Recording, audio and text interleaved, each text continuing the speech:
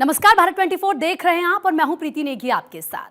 लोकसभा चुनाव का पहला चरण हो चुका है, दूसरे चरण की बिसात बीत चुकी है। सभी पार्टियां चुनाव प्रचार में जोर शोर से जुटी हुई हैं। सभी सियासी सूरमा मैदान में हैं। हम हर रोज एक एक कर सियासत के सूरमाओं की बात करते हैं और आज हमारे इस खास प्रोग्राम में बात चिराग की होगी।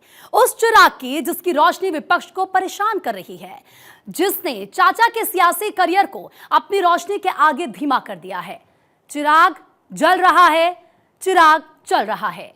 ये वही चिराग है जो पीएम मोदी को भगवान राम तो खुद को हनुमान कहते हैं।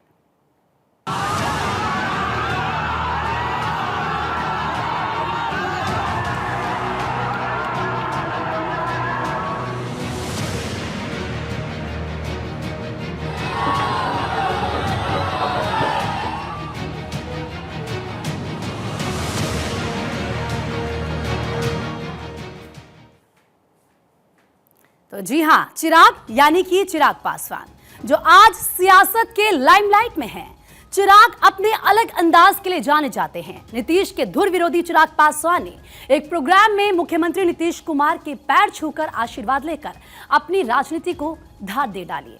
ये तो मानना पड़ेगा कि चिराग पासवान की राजनीतिक ग्रूमिंग उनके पिता यानी कि स्वर्गीय रामविलास पासवान के देखरेख में हुई है। ऐसे कई मौके आए जहां चिराग ने डाउन टू अर्थ होकर अपने व्यवहार को सामने रखा और राजनीति को पीछे। पर यही व्यवहार, कुशलता इनकी राजनीति की धार भी है। आज रामविलास पासवान के 6% वोट की राजनीति की विरासत पर हक चिराग का कायम हुआ है, तो उसके आधार में कुशल व्यवहार और नीतियां ही हैं। हमारी सियासत के सूरमा की इस कड़ी में चिराग को लेकर आपको दिखाते हैं अपनी खास रिपोर्ट।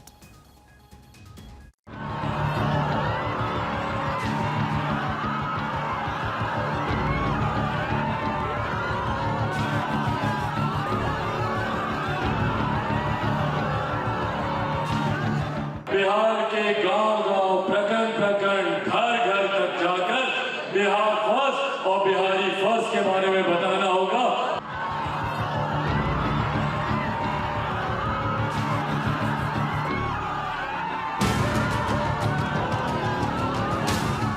हम लोग को जात-पात, धर्म के विभाजन की राजनीति सुनियोजित तरीके से की जाती है। बिहार में रोशन चिराग।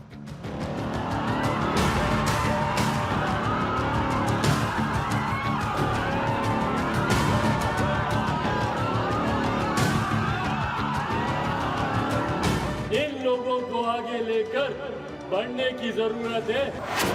फिल्मी सितारा बना हनुमान।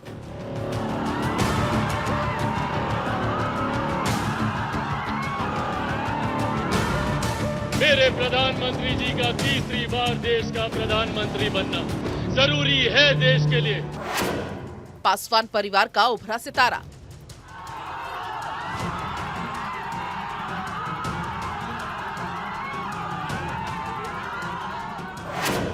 आज सियासत का सूरमा।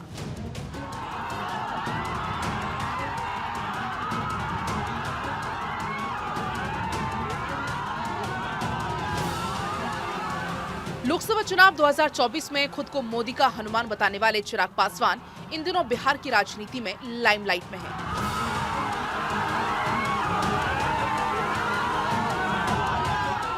लोकतंत्र में जरूरी है हर चुनाव के महत्व को समझना। ऐसे में इतना ज्यादा इग्नोर करना किसी एक फेज को, मुझे लगता है ये विपक्षी दलों के गठबंधन को, अब वो महागठबंधन है, यूपीए है, इंडिया अलायंस है, जो भी इन लोगों का नाम है, इन लोगों को बहुत भारी पड़ने जा रहा है। बिहार की जनता ने इस बात को महसूस किया है कि विपक्षी गठबंधन में एकता का अभाव है। एक दूसरे के प्रति लोग प्रचार में आने से कतरा रहे हैं। वजह साफ है, बीजेपी ने 18 मार्च को बिहार में एनडीए गठबंधन में सीट शेयरिंग का अपना फॉर्मूला सार्वजनिक किया। इसमें बीजेपी को 17 सीटें, जेडीयू को 16 सीट, तो चिराग पासवान की अगुवाई वाली एलजेपी रामविलास के खाते में 5 सीट गई।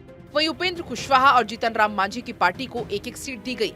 इसी ऐलान के साथ ये साफ हो गया कि बीजेपी अब चिराग के चाचा पशुपति पारस को एक भी टिकट नहीं दे रही है और चिराग की मजबूत वापसी बड़े रोल में हो रही है। चिराग की एंट्री के साथ ही चाचा को कैबिनेट से इस्तीफा देना पड़ा। इस तमाम रस्साकशी से ये साफ हुआ कि बिहार में बीजेपी की सियासी फिल्म के लीड एक्टर अब भी चिराग पासवान है। बीजेपी की चिराग पासवान पर भरोसा जताने की कई वजह हैं। इस भरोसे की शुरुआत जानने से पहले एक नजर उस दौर पर डालते हैं जब बिहार में एलजेपी के दो टुकड़े हुए थे, यानी साल 2020 में जब चिराग पासवान के पिता रामविलास पासवान का निधन हुआ था। इसके बाद चिराग के चाचा पशुपति पारस ने उनकी राजनीतिक पार्टी पर दावा ठोका तो चिराग पासवान ने भी कुछ दिनों में नई पार्टी बना ली। बीजेपी ने तब भी असली एलजेपी यानी पशुपति पारस वाली पार्टी को ही समर्थन देना जारी रखा। वहीं दूसरी तरफ चिराग पासवान की नई पार्टी एनडीए का हिस्सा ना होते हुए भी बीजेपी के लिए अपना समर्थन देती रही। जब एलजेपी में फूट हुई तो चिराग अलग थलग पड़ गए। पशुपति पारस को दलित वोटों से उम्मीद थी, लेकिन चिराग ने फिर यहाँ चाचा को गच्चा देते हुए जन आशीर्वाद यात्रा निकाली। उनकी यात्रा को अच्छा रिस्पांस मिला। अपनी इस यात्रा के दौरान चिराग ने खुद को पिता रामविलास पासवान का असली राजनीतिक उत्तराधिकारी बताया, जबकि पार्टी को तोड़ने वालों को विश्वासघाती कहा। इसके साथ ही चिराग पासवान ने एक अनोखा काम किया कि बीजेपी के खिलाफ उन्होंने कुछ भी नहीं बोला, यानी चिराग पासवान एक मंजे हुए रणनीतिकार नजर आए।